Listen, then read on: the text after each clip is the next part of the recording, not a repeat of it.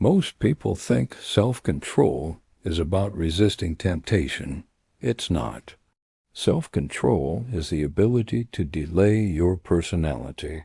That sounds strange, but listen carefully. Your personality is a collection of automatic reactions. The way you defend yourself, the way you get offended, the way you seek attention, the way you prove a point, the way you respond when ignored. Most people don't control their behavior. They protect their personality. And that is why they stay the same for years. Here's the part nobody talks about. Every time you react instantly, you reinforce the version of yourself that reacted. Anger strengthens the angry self. Jealousy strengthens the insecure self. Impulsiveness strengthens the reckless self. Reaction is rehearsal. And most people rehearse their weaknesses daily. Self-control interrupts rehearsal. When you pause instead of reacting, something unusual happens. You create a gap between who you've been and who you could become. That gap is evolution. Without self-control, growth is impossible, because you cannot change what you constantly perform. Here's where it gets deeper. The brain doesn't know the difference between who you are and what you repeatedly express.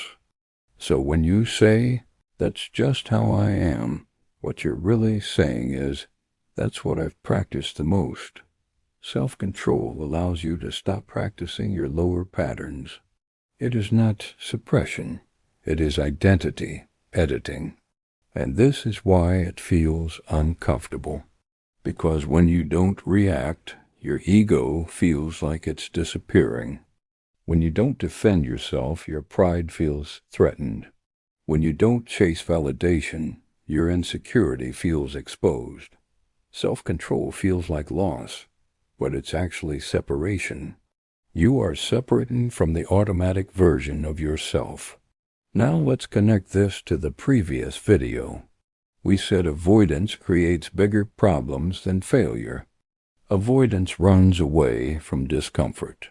Lack of self-control runs toward emotional comfort. Both are unconscious. Both keep you trapped in the same identity. Self-control is different. It is staying conscious when your personality wants control. It is watching anger rise and choosing silence. It is feeling the urge to impress and choosing restraint. It is wanting revenge and choosing dignity. And here is the strange truth. The more you control yourself, the less the world can control you. Because manipulation works through impulse. Advertising works through impulse. Peer pressure works through impulse. Insults work through impulse. If you cannot be triggered, you cannot be steered. That is real power, not dominance, immunity. Most people are programmable. Self-control makes you sovereign, and sovereignty is rare. This is why disciplined people move differently. They are not rigid. They are free. Free from every emotion that tries to hijack them. Free from every desire that tries to enslave them. Free from every opinion that tries to define them. And the final layer, self-control doesn't just change behavior. It changes perception. When you stop reacting instantly, you start observing, and observation increases intelligence. Most people think intelligence is thinking faster. It's not. It's reacting slower. Because the slower you react, the more clearly you see. And the more clearly you see, the less you are deceived by others or by yourself. Self-control is not about looking strong.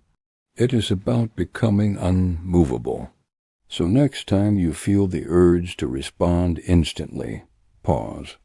You are not just controlling an action. You are deciding which version of yourself survives. If you haven't watched the previous episode on avoidance, watch it next. These ideas build on each other. And if this perspective shifted how you see discipline, like the video and subscribe, we're not just improving behavior. We're rewriting identity.